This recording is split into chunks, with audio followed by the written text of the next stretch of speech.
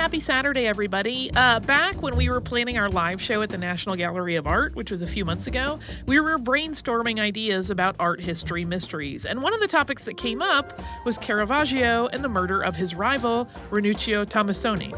Obviously, we went in an entirely different direction from that. For the show, we went with our mysteries of the color blue, but also prior hosts Sarah and Deblina had already done a whole episode on Caravaggio back in March of 2011, so we are sharing it today.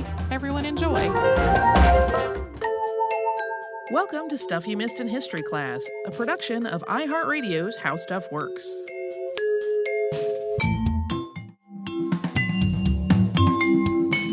Hello and welcome to the podcast. I'm Sarah Dowdy. And I'm Deblina Chakraborty. And around this time last year, Katie and I did an episode on the artist Michelangelo. And it's a given that Michelangelo, he's one of the most famous artists in history. But according to the art historian Peter Sohm, Michelangelo has been surpassed in at least one head-to-head competition. And again, at least in terms of what's being written about him. Nobody's looking at the art show attendance or something here. But that raises the question, who is the upstart? Interestingly, it's another Michelangelo, except this one is named Michelangelo Merisi, and he's better known as Caravaggio. And Sohm, who works at the University of Toronto, he has studied books, catalogs, and scholarly papers about the two men published in the last 50 years, everything kind of in that time range.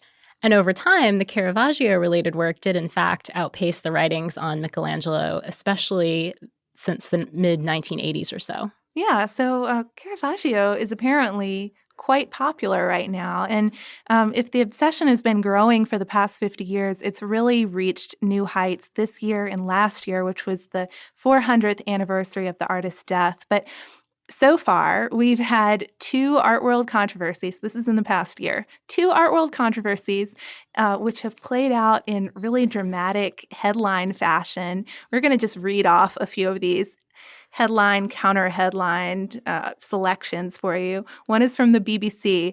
Vatican reveals Caravaggio painting found in Rome. And then later, Vatican paper dismisses own Caravaggio claims. It's a little embarrassing. We have another one from the BBC. Church bones, quote, belong to Caravaggio, researchers say. But also, unearthing doubts about Caravaggio's remains. Yeah, we're going to be talking about that one a little bit more because obviously it's an exhumation of course related point. We're going to cover that. There have also been two big exhibits, though, on the artist in the past year and this year as well. One was of Caravaggio's art at the Scudieri Quirinale, and the other was of his police trail at the Italian State Archives. And that's really the catch of this episode and probably the appeal of Caravaggio in general. He's not just a compelling figure because he's so masterful an artist, and he's not just compelling because he has this realist style that is well before his time, and he's not just interesting because he almost seems more like a photographer than a painter who lived centuries ago. He's bad. He's a really bad guy. Yeah, he's a bad boy. That's a good way to describe him.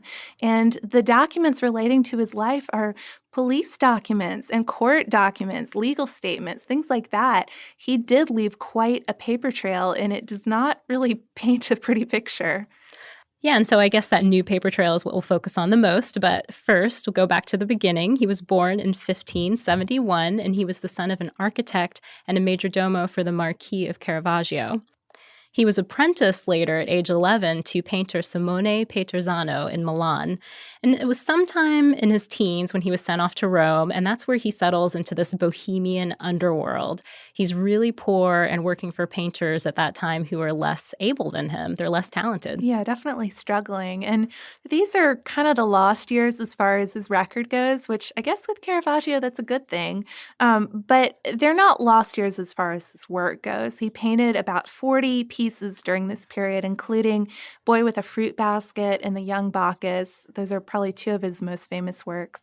And finally, in 1595, works like that must have caught the attention of certain eyes because he sets out on his own, and he's brought to the attention of Cardinal Francesco da Monte, who was a big shot in the papal court. So this is his in into the more elite world of Rome, and he's soon invited to live at the cardinal's palace, and he's got room and board and all these commissions, and by 1597, he has a commission to decorate the Contrelli Chapel in Rome, which really puts him into the big league. He's only 24 years old, so he put in his difficult years early.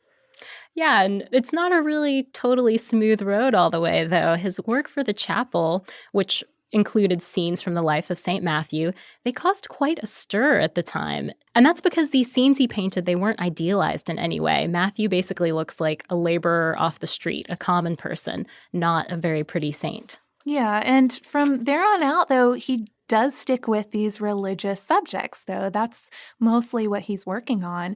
But, I mean, like you mentioned, the Matthew thing gives a pretty good foreshadowing of this.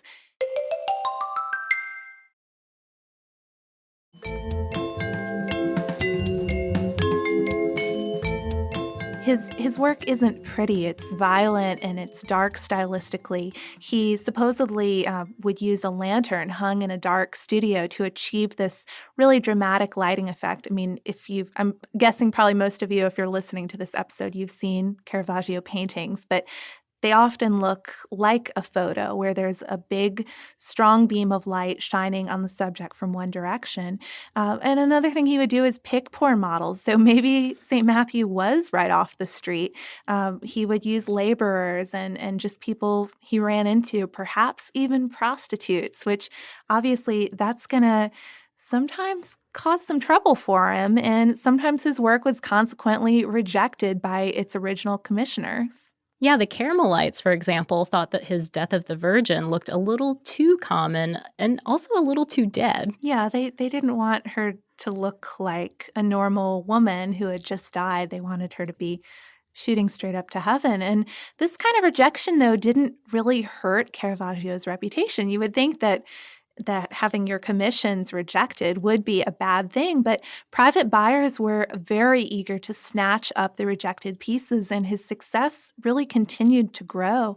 He was moving and mingling in the highest circles of Roman society, hanging out with cardinals, hanging out with princes. So it seemed like he had risen above that rough and tumble bohemian life that he started out in. Yeah, but he never really totally left that hard knock life behind either. It's said that he was given to wrath and riot, and probably the best way to understand him might be to first look up some images of his art and then take a look at his police record, which we're going to get into a little bit right now. It is pretty ridiculous. Yeah, it's kind of crazy, actually. May 4th, 1598, for example, he's arrested for carrying a sword without a permit between 2 and 3 a.m. November 19th, 1600, he sued over beating a man with a stick and cutting the guy's cape with his sword at a 3 a.m. brawl. Then, October 2nd, 1601, he's accused of attacking a man with a sword and insulting him. Yeah, adding insult to injury. April 24th, 1604, he was accused of attacking a waiter over an artichoke-related dispute, which, because I kind of love that one so much, we're going to talk about it a little more in a second. October 19th, 1604, arrested for pelting policemen with stones. That's never good. May 28th, 1605, he's arrested for carrying a sword and a dagger, too, this time, without a permit. July 29th, 1605, he's accused by a Vatican notary of striking him with a weapon from behind. Yeah, so this gives you Dirty. a pretty good idea of the kind of shenanigans that Caravaggio was up to. And the documents on view of the archives actually give us a closer look at some of these incidents. I mentioned the artichoke one. We have the waiter's statement, which it'll let you know that a lot is based on tone, and it's kind of hard to tell here what exactly happened, but here it goes. About 17 o'clock, lunchtime, the accused, together with 2 other people, was eating in the Moores restaurant where I work as a waiter. I brought them 8 cooked artichokes, 4 cooked in butter and 4 fried in oil. The accused asked me which were cooked in butter and which fried in oil, and I told him to smell them. which would easily enable him to tell the difference. That's where tone is important. He got angry and without saying anything more, grabbed an earthenware dish and hit me on the cheek at the level of my mustache, injuring me slightly. And then he got up and grabbed his friend's sword, which was lying on the table, intending perhaps to strike me with it. But I got up and came here to the police station to make a formal complaint. So, a guy who's easy to anger, I guess. Yeah, he seemed to get riled up pretty easily. He was even accused of throwing stones at his landlady's window after she sued him for cutting holes in his ceiling to make his paintings fit. Yeah, that's the best part. So, this is obnoxious behavior, violent, potentially lethal behavior, and carrying illegal swords around is not a good way to stay out of trouble. But he reached a new level May 28th, 1606, when he killed a man. You can't really take that back. And the circumstances behind this murder are kind of interesting. The deceased was Ranuccio Tomasini, and he was murdered on a tennis court in Rome. And so you've probably heard that because the location was a tennis court, the dispute was somehow related to a game of tennis, or some historians have suggested that it was related to a dispute over a woman. But either way, something that happened in the heat of the moment. You just let your passions get to you and get into a fight, and then Ranuccio is suddenly dead. But court documents from the time show that it really looked a lot more like an organized war, not just this argument that started suddenly. Right. For one thing, it's not exactly a tennis court where this happens. It's a palacorda court in the Campo Marzio area, which was Caravaggio's neighborhood. Palacorda is kind of like tennis, except there's somehow a string involved. We're not really sure how it works. I'd love an explanation of palacorda for any still practicing sport enthusiasts. Yes, email us. The other thing was there were 8 men who participated in this fight, and they were chosen ahead of time. They weren't just random onlookers. So, as you said, it wasn't just in the heat of the moment. It wasn't people who got mad about something that happened to a game and decided to become part of this. It was planned.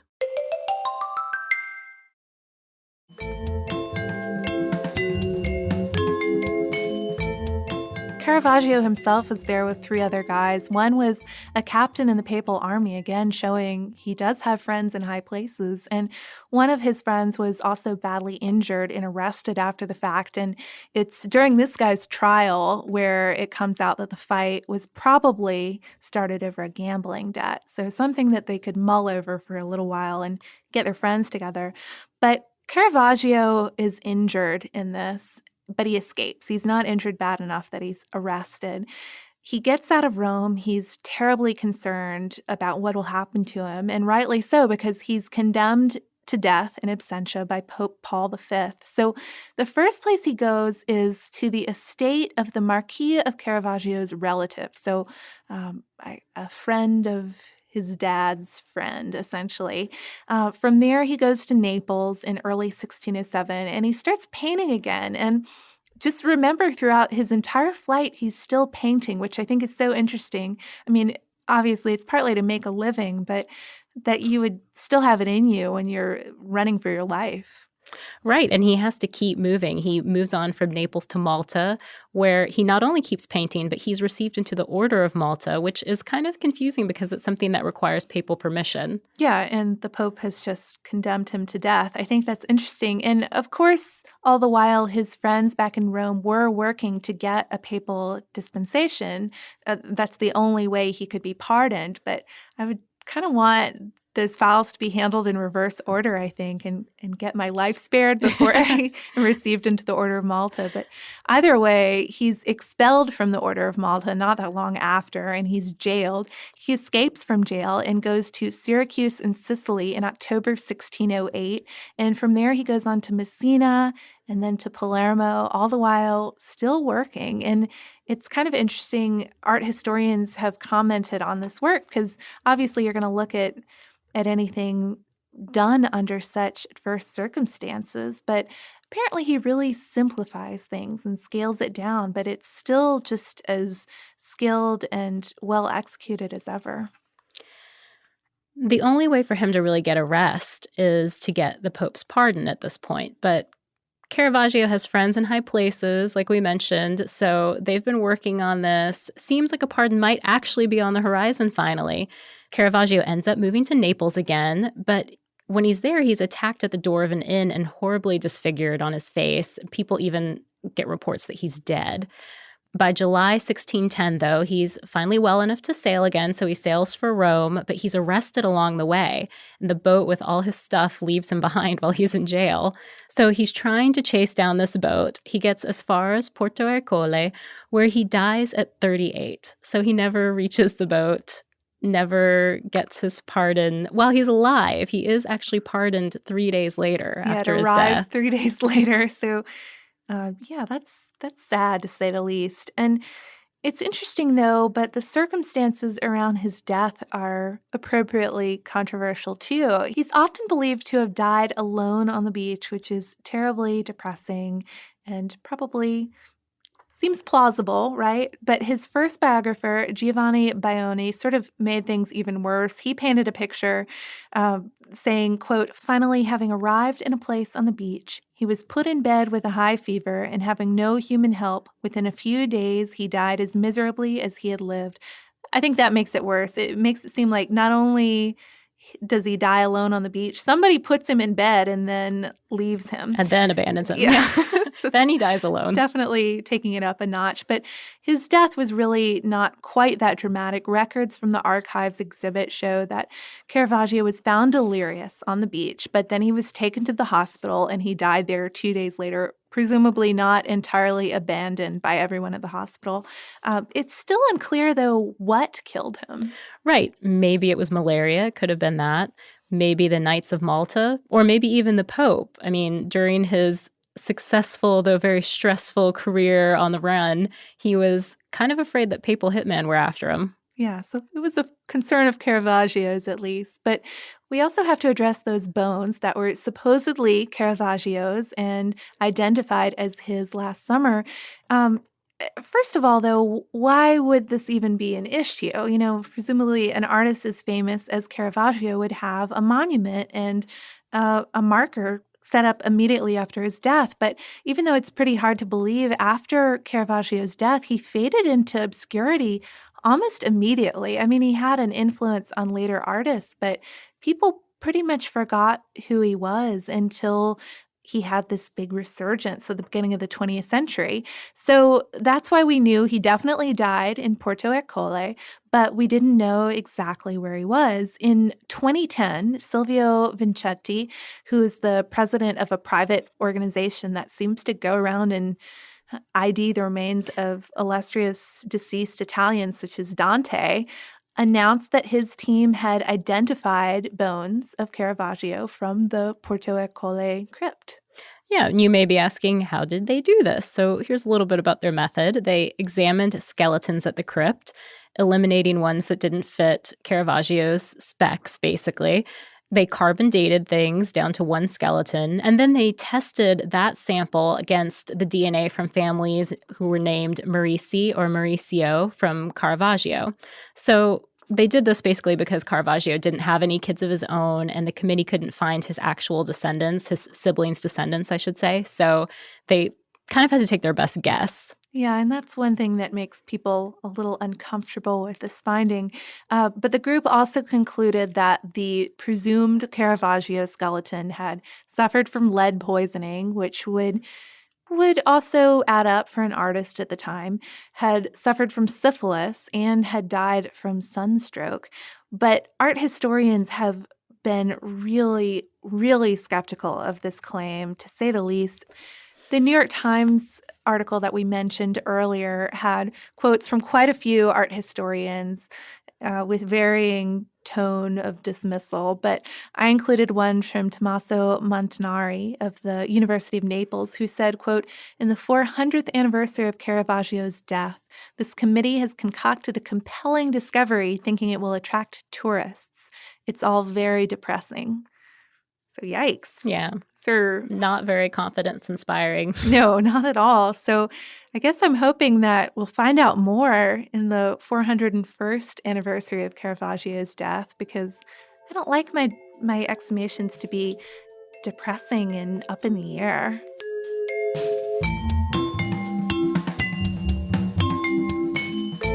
Thank you so much for joining us today for this Saturday Classic. If you have heard any kind of email address or maybe a Facebook URL during the course of the episode, that might be obsolete. It might be doubly obsolete because we have changed our email address again. You can now reach us at historypodcast@iHeartRadio.com, and we're all over social media at Missed in History. And you can subscribe to our show on Apple Podcasts, Google Podcasts, the iHeartRadio app, and wherever else you listen to podcasts. Stuff You Missed in History Class is a production of iHeartRadio's How Stuff Works. For more podcasts from iHeartRadio, visit the iHeartRadio app, Apple Podcasts, or wherever you listen to your favorite shows.